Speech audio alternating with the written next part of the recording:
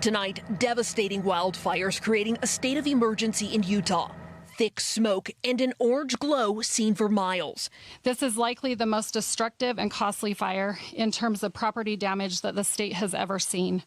The Cottonwood fire, now more than 70,000 acres, turning building after building like Evan Stapley's cabin to ashes. I cried. I've got too many memories.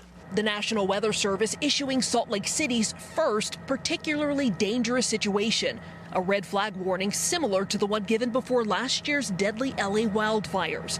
Utah's governor now banning most fireworks ahead of July 4th. He says the current drought, combined with a forecast for high winds, make conditions ripe for disaster.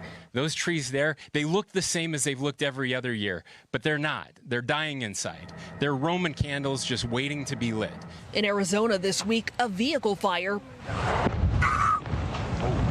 turning explosive, forcing officials to shut down the highway in both directions as flames ravaged 30 acres nearby. Extreme heat is also on the radar heading into next week, where some cities across the upper Midwest and Great Lakes are expected to hit the upper 90s.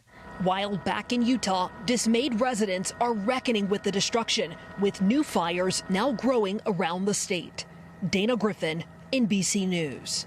We thank you for watching, and remember, stay updated on breaking news and top stories on the NBC News app or watch live on our YouTube channel.